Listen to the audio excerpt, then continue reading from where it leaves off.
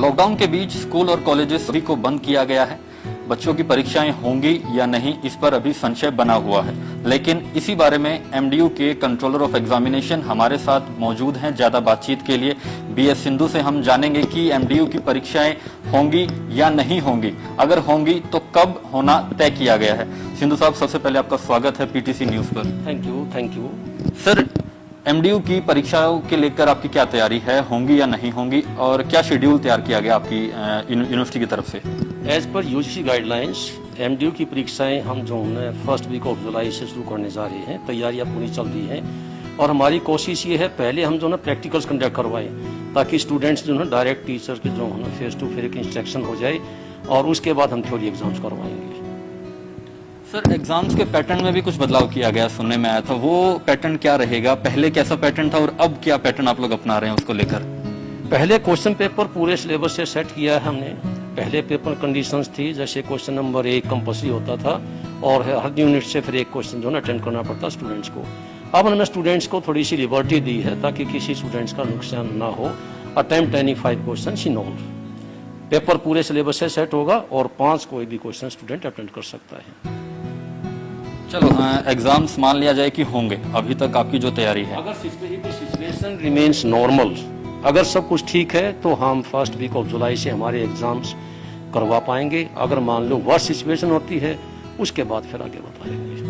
Sir, सवाल ये उठता है कि अगर एग्जाम्स होंगे, बच्चे अलग अलग राज्यों से भी आएंगे, अलग अलग जिलों से भी आएंगे, तो आप लोगों की उसके लिए क्या प्लानिंग है? क्योंकि वायरस से भी बचना है। सिटिंग प्लान कैसे रहेगा? बिल्कुल, जो गाइडलाइंस हैं अपनी एमएचए जो गाइडलाइंस हैं सारी कंप्लीट जो है अच्छी तरह जो है फॉलो की जाएंगी और उसके साथ साथ जो है हमने इंस्ट्रक्शंस सभी प्रिंसिपल स्टेट्स को इंस्ट्रक्शंस देंगे। स्टूडेंट्स अपने जो है मास्क साथ लेके आए, सैनिटाइजर और वाटर बॉटल, पानी की बोतल साथ लेके आए ताकि जो है स्टूडेंट्स सभी सेफ हो। अब इस बीच में ये भी एक सवाल बनता है कि अगर कोई बच्चा कहीं कंटेनमेंट जोन है और वो नहीं यूनिवर्सिटी में प्रेजेंट हो पाता है एक्सवाइजेड रीजन के कारण, तो उसका कैसे रहेगा? फिर बाद में एग्जाम होगा या कैसे रहेगा? उसके बारे में एक बार जिक्र करें। बिल्कुल, ऐसे स्टूडेंट्स का यूनिवर्सिटी पूरा ध्यान रखेगी। अगर इस तरह का कोई भी स्टूडेंट्स है, मान लो स्टूडेंट्स कोई कोरोना पॉजिटिव या कंटेनमेंट जोन से है, उसका after this completion of examinations ऐसे स्टूडेंट्स का दोबारा हम एग्जाम यूनिवर्सिटी कंडक्ट करवाएगी। किसी स्टूडेंट्स का एग्जाम्स की वजह से कोई नुकसान नहीं होगा। इस बीच में अब जब से लॉकडाउन था स्टार्टिंग से लेके और अभी तक, कैसे स्टूडेंट्स को आप लोग कनेक्ट कर पाए हैं? कैसे आप लोगों ने एजुकेशन प्रोवाइड करवाई है उनको इस लॉकडाउन के दौरान?